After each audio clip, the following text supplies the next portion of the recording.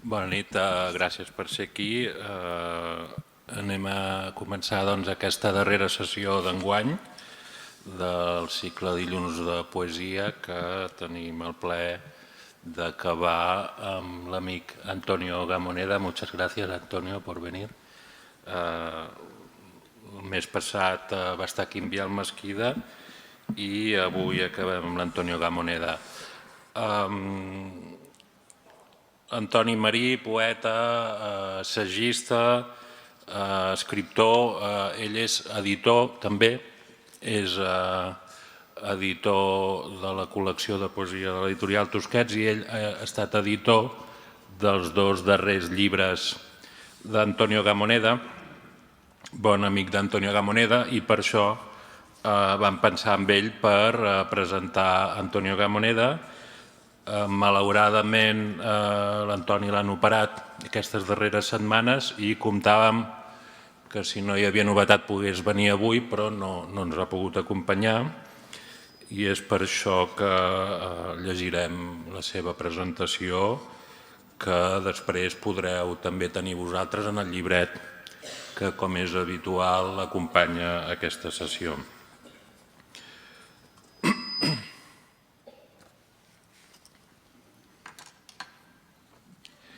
No va néixer a León, però és León l'escenografia en la qual es genera i es dona la seva poesia. Una escenografia que amb prou feines ens permet reconèixer les seves referències habituals, ja que és una escenografia real, interioritzada, intensificada, essencialitzada i, naturalment, abstracta, on cada lector pot reconstruir l'escena segons l'efecte que el poema ha exercit sobre la seva imaginació i la seva intel·ligència poètiques. La realitat de l'existència en el poema, la realitat de les coses físiques que s'esdevenen al seu voltant, així com els paisatges urbans i la presència de la naturalesa, s'han reduït a la seva essència moral.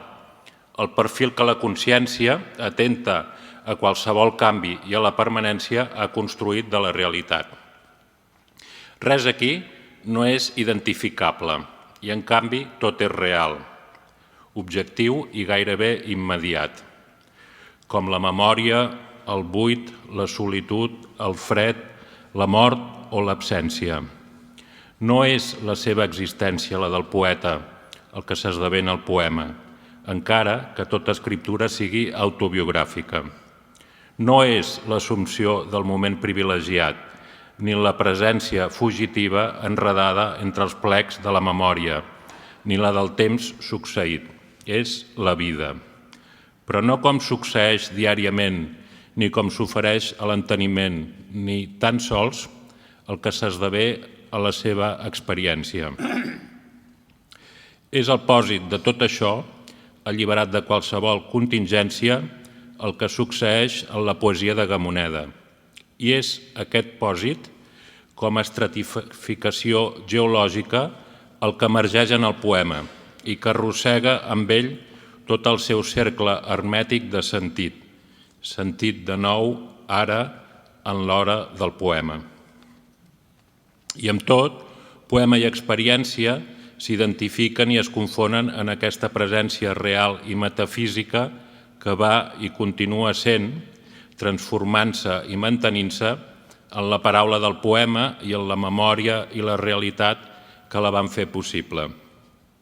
Així, León, amb el seu fred, la seva llum i els seus racons, on el poeta va deixar caure una idea, un dolor o una voluntat, emergeix en la matèria de la paraula mateixa per indicar el lloc del seu origen i la transformació a què el va sotmetre el poema.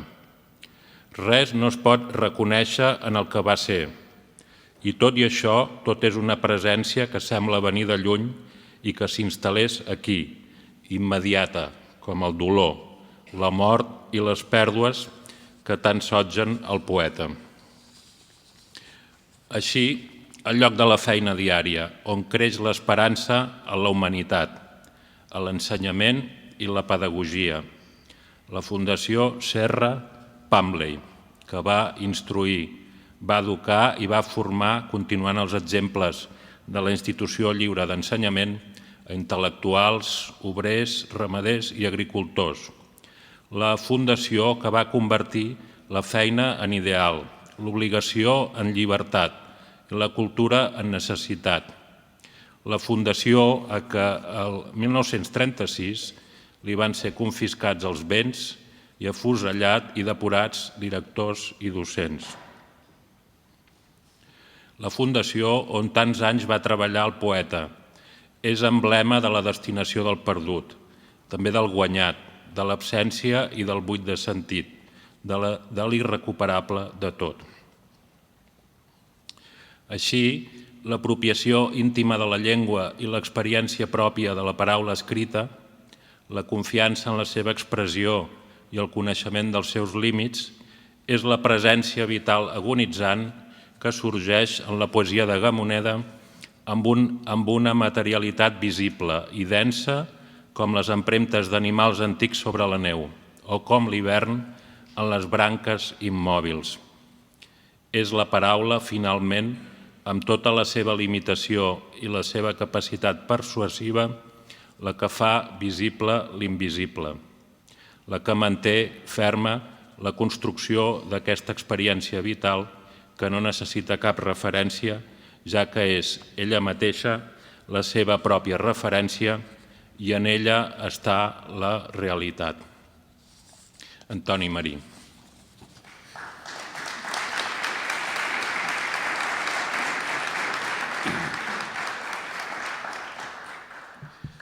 Cuando quieras, Antonio. Sí.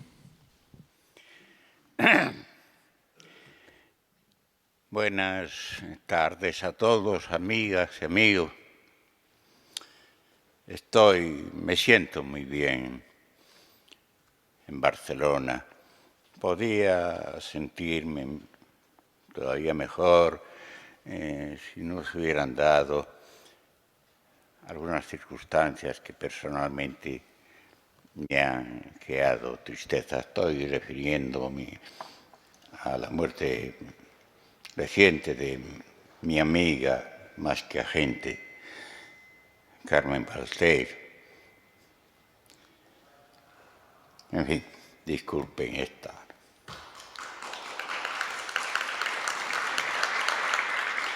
Bueno, me han precedido en la palabra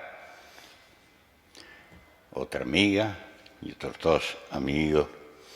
Yo leo muy aceptablemente, creo, el catalán, hasta el punto de amarlo, ciertamente, y de necesitar pues, que en la historia y en la progresión viva de la literatura, particularmente en la poesía, esté presente para mí el catalán. Pero he escuchado a estos tres amigos y claro, escuchar es otro terreno. No solo porque, bueno, no tengo el reposo visual que proporciona el escrito, sino porque además yo como poeta puedo ser, bueno, no sé, digamos mediano, pero como sordo soy extraordinario, ¿no? Soy una primera figura y por tanto pues tengo grandes dudas, pero sí sé, he escuchado lo suficiente para deducir muy claramente de que eran parlamentos afectuosos y favorables a mí. Muchas gracias a los tres.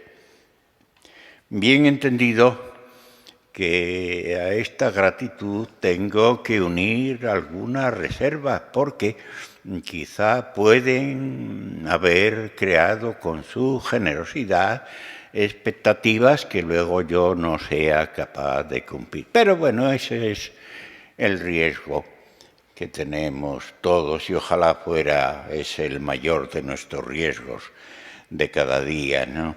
El no estar a la altura de las circunstancias, sea en una lectura poética o en cualquier otro terreno de la vida. Me doy cuenta de que no es demasiado larga, aunque me parece suficiente la lectura que debe hacerle, que se corresponde con este librito.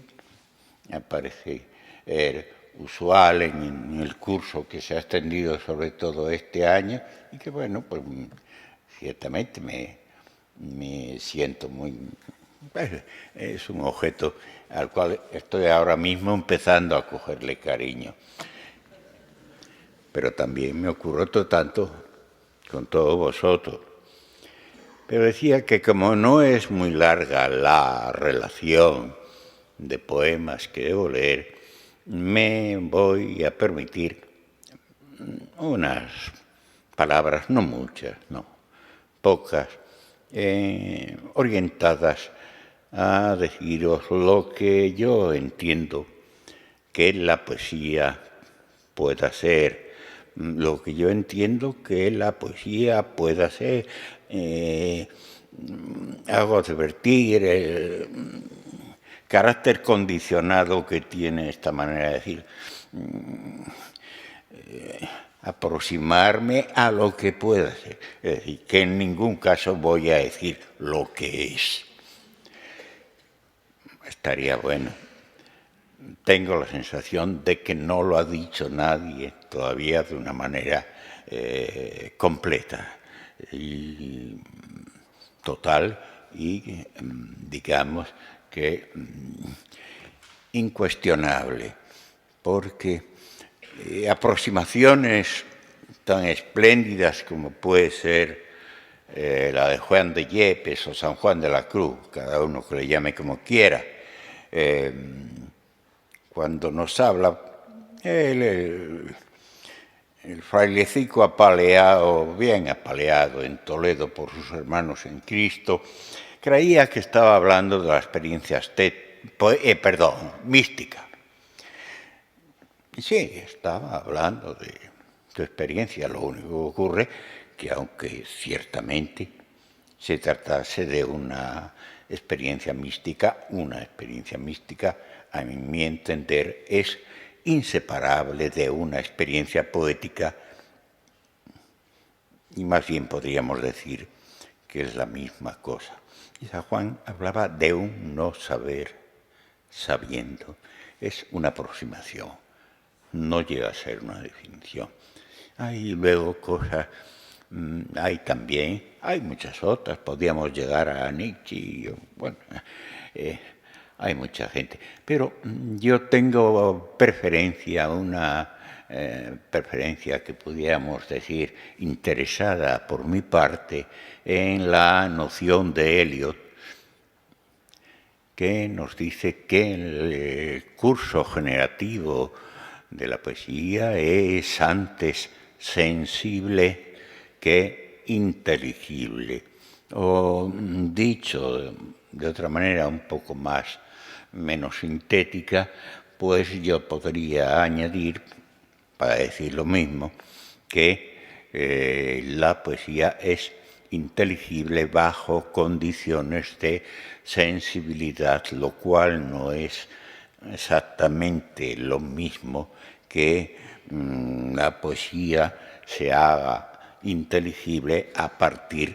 de una reflexión, de una premeditación y de una significación decidida. Eliot no nos dice nada de eso y Juan de Yepes tampoco. Un no saber, y Eliot nos dice que prioritariamente sensible. Aquí hay, dice poética, y son unas líneas que las acabo de leer, y no es que no las recordase, pero no, es simplemente que me parece que están mejor. No las habréis arreglado, Manuel, un poco. Porque de verdad me parece que están demasiado bien. que, bueno, pues andan rondando también la noción de poesía. No es completo, ni mucho menos, pero sí, yo creo que me la han arreglado. Sí. Bueno, es indiferente. La poesía se escribe en la perspectiva de la muerte, lo quiera o no el poeta, y lo sepa o no el poeta. En modo más preciso, vivir es un accidente extraño, incomprensible, pero sucede. Y su único sentido, si alguno tiene, consiste en ir de una inexistencia a otra inexistencia. Esta es nuestra aventura existencial. En modo universal, la poesía, sabiéndolo o no el poeta, es testimonio de este extraño viaje.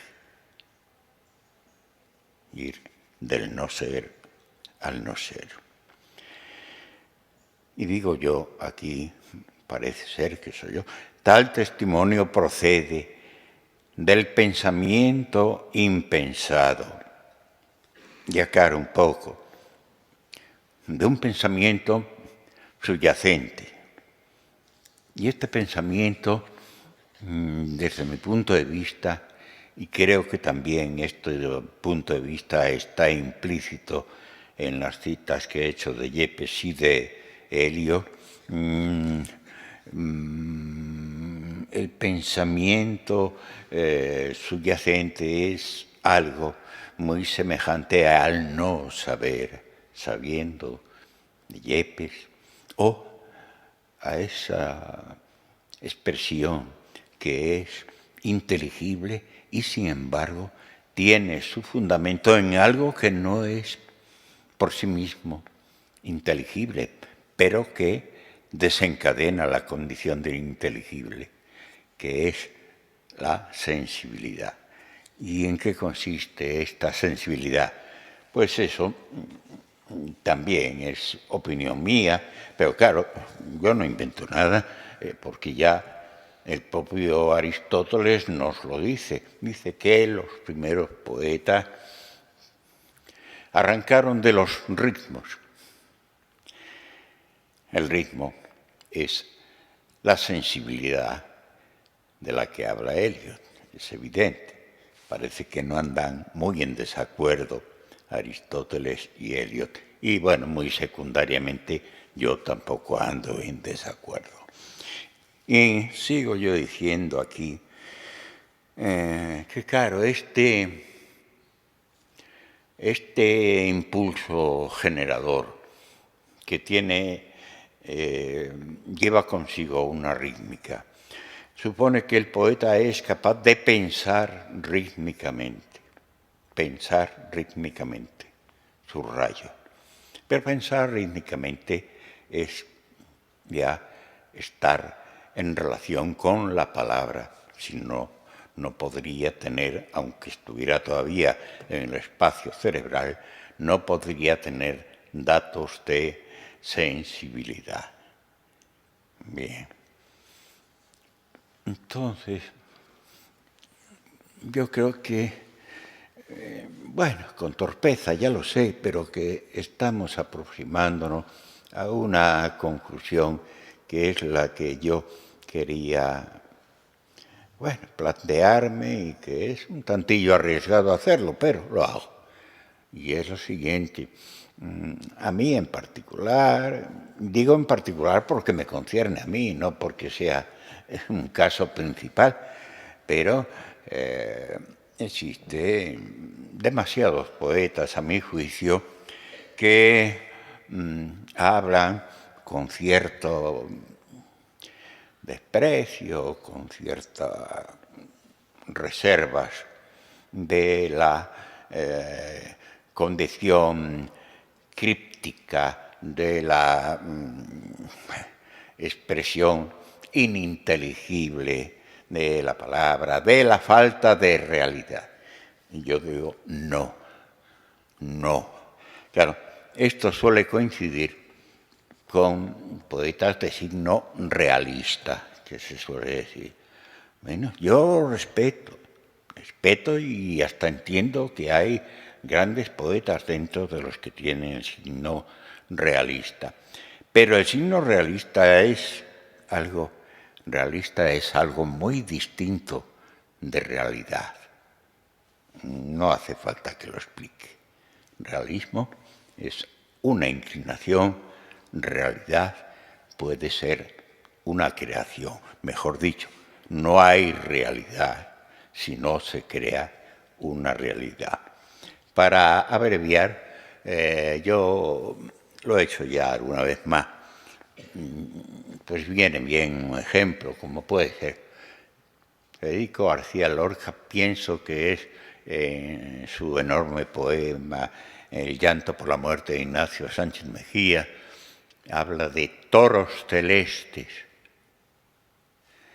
Y claro, con toda la razón del mundo, alguien que tenga una vocación realista me dirá, no existe. Claro, lo que me quiere decir es que no existe objetivamente en términos de realidad exterior.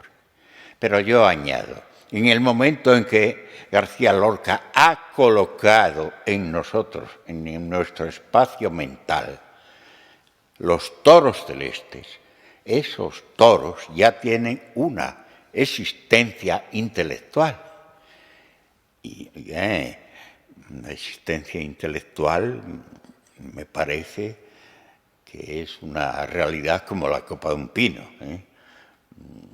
Ahí están las ideologías, ahí están los afectos, ahí están las lenguas en el sentido más complejo y amplio de la palabra. Es decir, que limitar la noción de realidad a la objetividad es una restricción que la poesía no debe abarcar. Bueno, no pretendo demostrar nada. Pretendo comunicar de una manera, sé que no muy clara, pero pienso que algo va a quedar. ¿Cuál es mi idea en relación con los límites y la función de la poesía? Y esto puede servir en esta ocasión para que vosotros pues me escuchéis críticamente lo que voy a leer de mi propia escritura y podáis decidir si yo me comporto al escribir poesía, hacer poesía, de acuerdo con mis convicciones y con mi rondar la noción de la realidad poética, con esa manera mía, si me comporto o no. Y bueno, terminamos aquí con la teoría que incluso puede haber sido ya excesiva y pasamos, como se decía en mis tiempos, en el catecismo, al mostrad cómo. El mostrad cómo es lo que está aquí. Leo y preferiría no intercalar comentarios. A veces falto a esta especie de palabra, de esta promesa que hago, pero yo preferiría no intercalar comentarios. A ver si lo consigo. Caigo sobre unas manos. Cuando no sabía aún que yo vivía en unas manos, ellas pasaban sobre mi rostro y mi corazón. Yo sentía que la noche era dulce como una leche silenciosa y grande, mucho más grande que mi vida. Madre, eran tus manos y la noche juntas. Por eso aquella oscuridad me amaba. No lo recuerdo, pero está conmigo, donde yo existo más, en lo olvidado, están las manos y la noche. A veces, cuando mi cabeza cuelga sobre la tierra y ya no puedo más, y está vacío el mundo, alguna vez sube el olvido aún al corazón y me arrodillo a respirar sobre tus manos, bajo, y tú escondes mi rostro, y soy pequeño, y tus manos son grandes, y la noche viene otra vez, descanso de ser hombre, descanso de ser hombre. En este país, en este tiempo cuya pesadumbre se dibuja en lápidas de mercurio, voy a extender mis brazos y penetrar la hierba. Voy a deslizarme en la espesura del acebo para que tú me adviertas, para que me convoques en la humedad de tus axilas. Aún hay luz sobre las ramas abatidas y mi valor se descubre en sílabas en la que tú y los rostros actuáis como gránulos silvestres, como espermas excitadas hasta penetrar en la bujía del sonido, hasta sumergir mi cuerpo en aguas que no palpitan.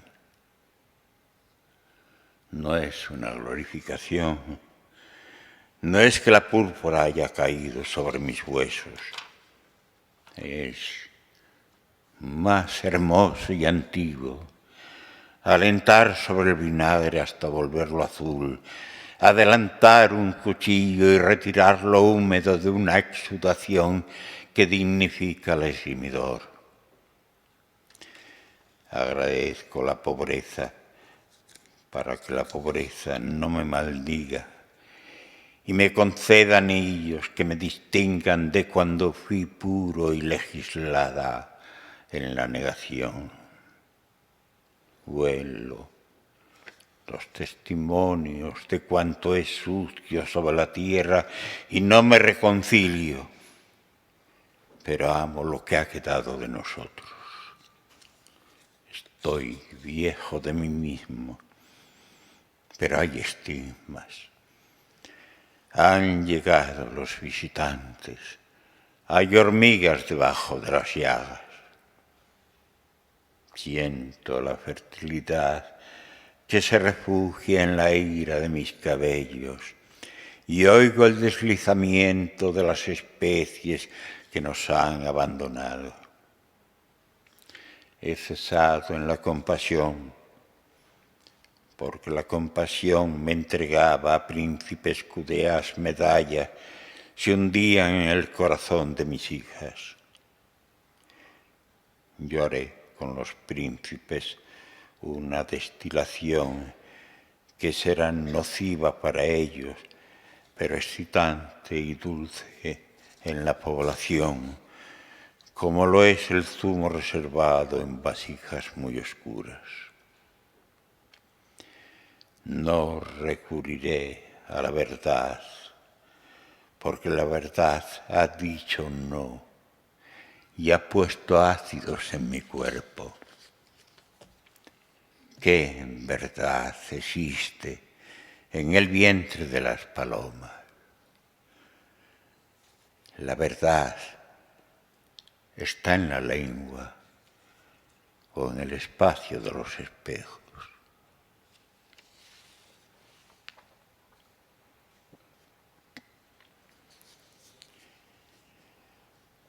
Aquel aire entre el resplandor y la muerte se hace sustancia que no alcanzan a borrar los días y los vientos. El contenido de la edad son estos lienzos transparentes, signos exactos e incomprensibles están en mí con el valor de una llaga. Algunas cifras arden en mis ojos.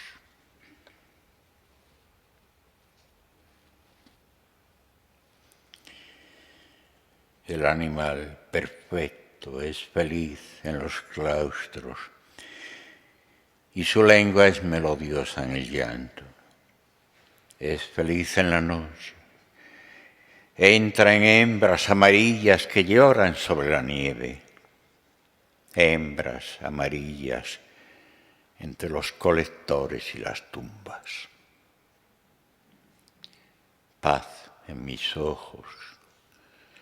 Veo la cal del corredor sin habitante, aquel anciano que describía suavemente la muerte.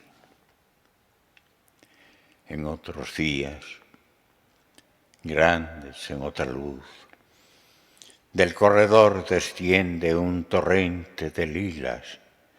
De estas, algunas son blancas y su perfume no nos pertenece.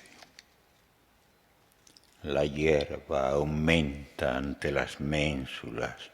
En otros días, los que suceden a la lluvia y son verano en las higueras hondas, sombra de tábanos azules, roncos en su escritura transparente.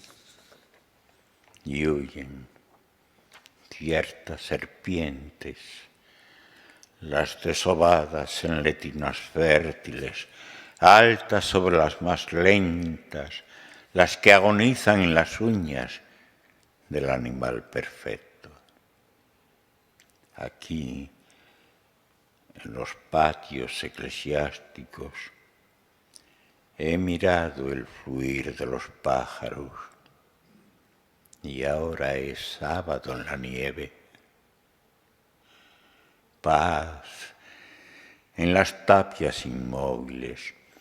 Hay noticias de monjes giratorios, altos en la imbecilidad, hasta encontrar a Dios en la mirada del lagarto y en el olor de la dormidera. Paz en el balcón del miedo, esa quietud que hienden los gemidos. Ya se producen las desapariciones y se vacía el corazón. Está vacío ciertamente el corazón ante este patio en la noche y la memoria de otros días, lentos en las sustancias que eran rencor en la dulzura, negra en la boca de los amantes, negra en las asilas de las madres. Cesa y cae Dios, máscara antigua, no de ese hueco de tu corazón, sino del que hay delante de tu rostro. Nada es veloz en tu memoria, salvo los ojos del suicida, el que encendía árboles con sus manos expertas en la pobreza y en la ira. Nada es verdad, y los presagios atravesaron en vano tus oídos. Ah, miserable ante la nieve. Baja a la eternidad de las letrinas blancas, hasta que sientas el silencio y su pureza te confunda. Oigas campanas y el huracán de las alondras, veas el rostro inútilmente amado. Has llegado al gran sábado de la vida. En la blancura avanza el animal perfecto, ávido en la quietud, con su brasa amarilla.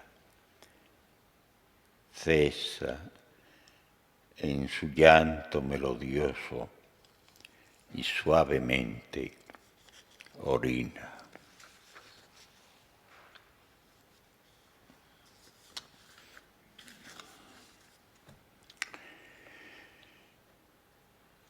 La luz hierve debajo de mis párpados.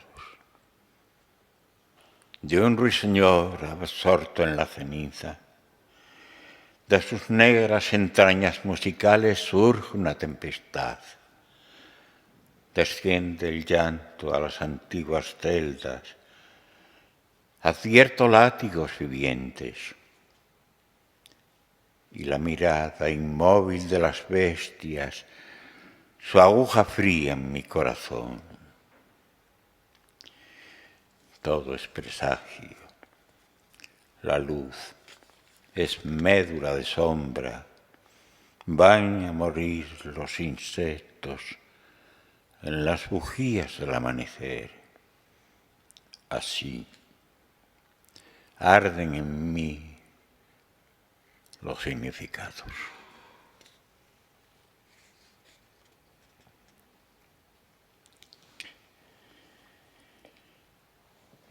Vi lavandas sumergidas en un cuenco de llanto y la visión ardió en mí.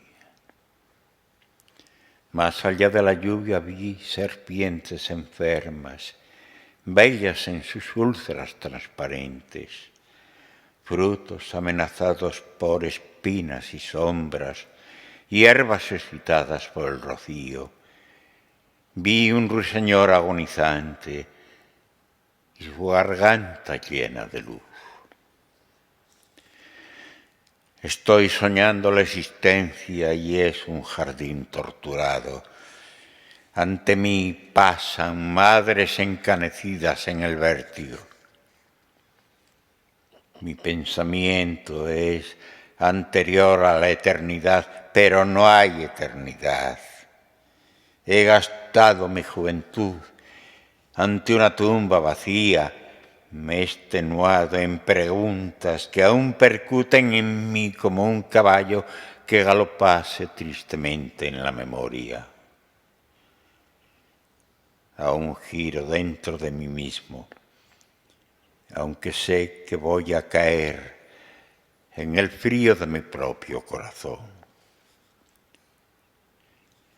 Así es la vejez, claridad sin descanso.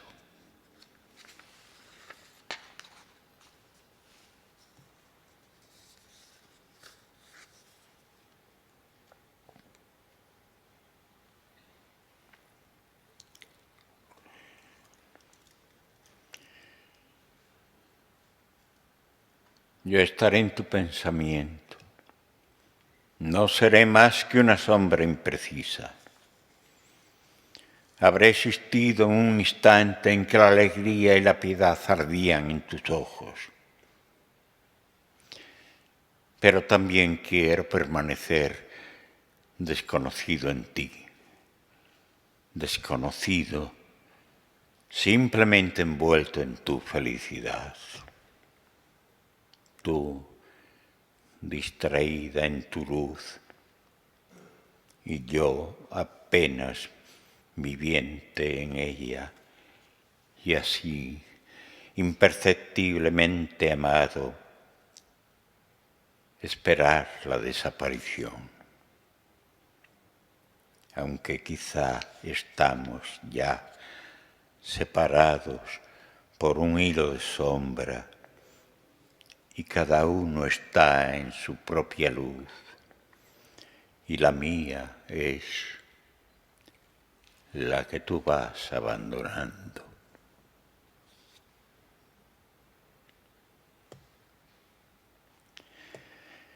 Eres como una flor ante el abismo, eres la última flor.